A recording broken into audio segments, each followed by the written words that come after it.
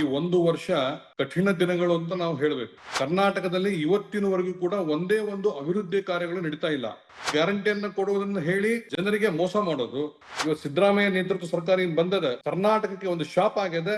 ಶ್ರೀಸಾಮಾನ್ಯರು ಕೂಡ ನೆಮ್ಮದಿಯಿಂದ ಬದುಕ್ತಾ ಇಲ್ಲ ಅನ್ನೋ ವಾತಾವರಣ ಈ ಸರ್ಕಾರ ನಿರ್ಮಾಣ ಮಾಡಿದೆ. ಈ ಸರ್ಕಾರ ಸಂಪೂರ್ಣ ವಿಫಲವಾದಂತ ಸರ್ಕಾರ.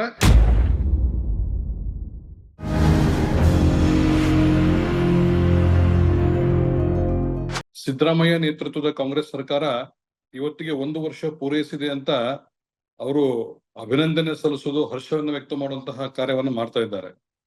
ನಿಜ ಹೇಳ್ಬೇಕಂದ್ರೆ ಕರ್ನಾಟಕಕ್ಕೆ ಈ ಒಂದು ವರ್ಷ ಅತ್ಯಂತ ಕಠಿಣ ದಿನಗಳು ಅಂತ ನಾವು ಹೇಳ್ಬೇಕು. ಯಾಕಂದ್ರೆ ಕರ್ನಾಟಕ ಸರ್ಕಾರಕ್ಕೆ ಅಧಿಕಾರಕ್ಕೆ ಬಂದ್ಮೇಲೆ, ಸಿದ್ದರಾಮಯ್ಯ ಸರ್ಕಾರ ನೇತೃತ್ವದ ಅಧಿಕಾರಕ್ಕೆ ಬಂದ್ಮೇಲೆ ಕರ್ನಾಟಕದಲ್ಲಿ ಇವತ್ತಿನವರೆಗೂ ಕೂಡ ಒಂದೇ ಒಂದು ಅಭಿವೃದ್ಧಿ ಕಾರ್ಯಗಳು ನಡೀತಾ ಇಲ್ಲ. ಯಾವುದೇ ಕ್ಷೇತ್ರ ತೆಗೆದುಕೊಳ್ರಿ, ಅಲ್ಲಿ ಒಂದು ಗುದ್ದಲಿ ಪೂಜೆ ಇರ್ಬೋದು, ಯಾವುದೇ ಶಂಕುಸ್ಥಾಪನೆ ಕೆಲಸಗಳಾಗಿಲ್ಲ. ಅವರು ಗ್ಯಾರಂಟಿಗಳನ್ನ ಕೊಡ್ತೀವಿ ಅನ್ನುವಂತಹ ನೆಪ ಮಾಡಿ ಒಂದು ಮನೆಯೊಡತಿಗೆ 2,000 ರೂಪಾಯಿ ಕೊಡ್ತೀವಿ ಅಂತ ಹೇಳ್ತಾರ. 12 ತಿಂಗಳಲ್ಲಿ 4 ಬಾರಿ ಮಾತ್ರ 2,000 ರೂಪಾಯಿಯನ್ನ ಕೊಟ್ಟದ್ದು ನಮ್ ಗಮನಕ್ಕೆ ಇವತ್ತು ಬರ್ತಾ ಇದೆ. ಎರಡನೇದ್ದು, ಉಚಿತವಾಗಿ ವಿದ್ಯುತ್ ಅನ್ನ ಕೊಡ್ತೀವಿ, 200 ಯೂನಿಟ್ ಅನ್ನ ಉಚಿತ ವಿದ್ಯುತ್ ಕೊಡ್ತೀವಿ ಅಂತ ಹೇಳಿದ್ರು. ಅಲ್ಲಿ 140ರಿಂದ 150 ಯೂನಿಟ್ ಮಾತ್ರ ಕೊಡ್ತಾ ಇದ್ದಾರೆ. ಸರ್ಕಾರ ಬಂದಾಗ, ಕಾಂಗ್ರೆಸ್ ಸರ್ಕಾರ ಅಧಿಕಾರಕ್ಕೆ ಬಂದಾಗ ಅವ್ರ ಹತ್ರ ಕರೆಂಟ್ ಬಿಲ್ ನಂಗೆಲ್ಲ ಬರ್ತಿದ್ದು 4 ರೂಪಾಯಿ 40 ಪೈಸೆ ಇತ್ತು. ಇವತ್ತು 7 ರೂಪಾಯಿ 20 ಪೈಸೆವರೆಗೆ ಬಿಲ್ ಅನ್ನು ಕ್ಲೇಮ್ ಮಾಡ್ತಿದ್ರು. ಅಂದ್ರೆ ಜನರಿಗೆ, ಶ್ರೀಸಾಮಾನ್ಯರ ಜೀವನಕ್ಕೆ ಬರೆ ಕೊಡುವಂತಹ ಕೆಲಸವನ್ನು ಸಿದ್ದರಾಮಯ್ಯ ಸರ್ಕಾರ ಮಾಡ್ತಾ ಇದ್ದಾರೆ. ನಿರುದ್ಯೋಗ ಯುವಕರಿಗೆ ವೇತನ ನಿರುದ್ಯೋಗ ಖಾತ್ರಿ ಉದ್ಯೋಗವನ್ನು ಭತ್ಯೆಯನ್ನ ಕೊಡ್ತೀವಿ ಅಂತ ಹೇಳಿದ್ರು. 2 ಲಕ್ಷ ಜನ ಅದಕ್ಕೆ ಎನ್ರೋಲ್ಮೆಂಟ್ ಆಗಿದ್ರೆ ಇವತ್ತಿನವರೆಗೆ ಕೊಟ್ಟಿರೋದು ಕೇವಲ 2,000ರಿಂದ 3,000 ಜನರಿಗೆ ಮಾತ್ರ ಈ ಭತ್ಯೆಯನ್ನ ಕೊಟ್ಟಾರೆ. ಹೀಗೆ ಒಂದು ಕಡೆ ಉದ್ಯೋಗ ಖಾತ್ರಿ ಅಂತ ಹೇಳ್ತಾರೆ, ಹೀಗೆ ಗ್ಯಾರಂಟಿಯನ್ನ ಕೊಡುವುದನ್ನು ಹೇಳಿ ಜನರಿಗೆ ಮೋಸ ಮಾಡೋದು. ಎರಡನೇದು, ಶ್ರೀಸಾಮಾನ್ಯರು ಕೂಡ ನೆಮ್ಮದಿಯಿಂದ ಬದುಕ್ತಾ ಇಲ್ಲ ಅನ್ನೋ ವಾತಾವರಣ ಈ ಸರ್ಕಾರ ನಿರ್ಮಾಣ ಮಾಡಿದ್ರು. ಅವರು ಉಚಿತವಾಗಿ ಅಕ್ಕಿಯನ್ನ ಕೊಡ್ತೀವಿ ಅಂತ ಹೇಳಿದ್ರು, 10 ಕೆಜಿ ಅಕ್ಕಿ ಕೊಡ್ತೀವಿ ಅಂತ ಹೇಳಿದ್ರು.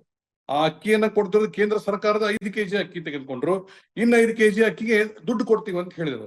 ಸರ್ಕಾರ ತಮ್ಮಿಂದ ಏನು ಕೊಡ್ಲಿಲ್ಲ, ಏನೋ ತಗೊಂಬಂದ್ ಅಲ್ಲಿ ತಗದ್ ಇಲ್ಲೇ, ಇಲ್ಲಿ ತಗದ್ ಅಲ್ಲೇ ಮಾಡುವಂತ ಕಣ್ಣರಿಸೋ ತಂತ್ರವನ್ನ ಮಾಡಿದ್ರು.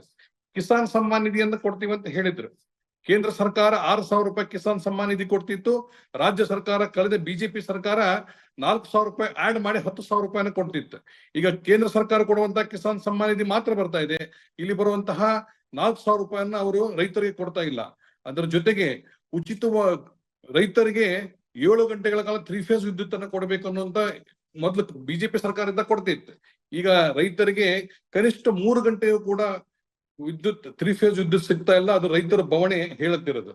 ಒಂದ್ ಕಡೆ ಇಡೀ ರಾಜ್ಯ ಬರಗಾಲದಿಂದ ತತ್ತರಿಸಿದ್ರೆ, ಇಲ್ಲಿ ಐಷಾರಾಮಿ ಜೀವನ ನಡೆಸುವಂತಹ ಮಂತ್ರಿಗಳನ್ನ ನಾವು ಕಾಣ್ತಾ ಇದ್ದೀವಿ. ಮಂತ್ರಿಗಳಿಗೆ ಮತ್ತು ಅಧಿಕಾರಿಗಳಿಗೆ 100 ಹೊಸ ವಾಹನಗಳನ್ನು ಖರೀದಿ ಮಾಡುವಂತಹ ಕೆಲಸವನ್ನ ಇವತ್ತಿನ ಸರ್ಕಾರ ಮಾಡಿದೆ.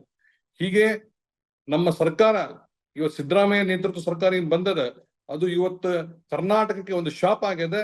ಆ ಶಾಪವನ್ನ ಆದಷ್ಟು ಬೇಗ, ಆ ಶಾಪದಿಂದ ನಮ್ಮ ಜನ ಮುಕ್ತಿ ಹೊಂದಬೇಕು.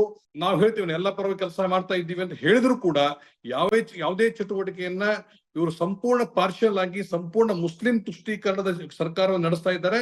ಹೀಗಾಗಿ ಬಹುಸಂಖ್ಯಾತ ಹಿಂದೂಗಳಿಗೆ ಸಿದ್ದರಾಮಯ್ಯ ಸರ್ಕಾರ ಒಂದು ಶಾಪ. ನಮ್ ಜೊತೆಗೆ ಗೊತ್ತದೆ, ಅವರು ನಾವು SC ಪರವಾಗಿದ್ದೀವಿ ಅಂತ ಹೇಳ್ತಾರೆ.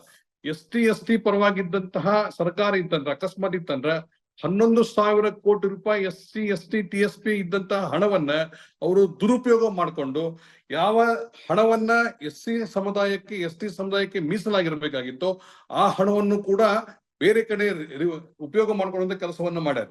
ಆದ್ರಿಂದ ಈ ಸರ್ಕಾರಕ್ಕೆ ಏನಾದ್ರು ನಾವು ಮಾರ್ಕ್ಸ್ ಕೊಡ್ಬೇಕನ್ನೋಂತ ಪರಿಸ್ಥಿತಿ ಬಂದಂದ್ರೆ, ಸಾಮಾನ್ಯ ವ್ಯಕ್ತಿಗಳು 0 ಮಾರ್ಕ್ಸ್ ಕೊಡ್ಲಿಕ್ಕೆ ಶುರು ಮಾಡ್ಯಾರ. ಇವತ್ತು ಯಾವಾಗ ಸಿದ್ದರಾಮಯ್ಯ ಮನೇಲಿ ಕೂತ್ಕೋತಾನಪ್ಪ, ಯಾವಾಗ ಈ ಸರ್ಕಾರ ಇಲ್ಲಿಂದ ಹೋಗ್ತದಪ್ಪ ಅನ್ನುವಂತ ಬೇಜಾರಾದಂತ ವಾತಾವರಣ ನಿರ್ಮಾಣ ಆಗಿದೆ.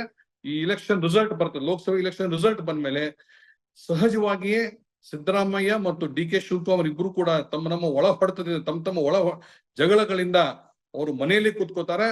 ಕರ್ನಾಟಕ ಶಾಪ ಮುಕ್ತ ಆಗ್ತದೆ, ಕರ್ನಾಟಕಕ್ಕೆ ಒಳ್ಳೆ ದಿನಗಳು ಬರ್ತಾವ ಅನ್ನುವಂತ ಮಾತನ್ನು ಹೇಳ್ತೀನಿ. ಯಾರು ಕೂಡ ಇವರಿಗೆ ಮಾರ್ಕ್ಸ್ ಕೊಡುವ ಮೂಡ್ನಲ್ಲಿಲ್ಲ, ಯಾರು ಕೂಡ ಇವರಿಗೆ ಪಾಸ್ ಮಾಡುವ ಸ್ಟೇಜ್ ನಲ್ಲಿ ಇಲ್ಲ. ಹೀಗಾಗಿ ಈ ಸರ್ಕಾರ ಸಂಪೂರ್ಣ ವಿಫಲವಾದಂತ ಸರ್ಕಾರ.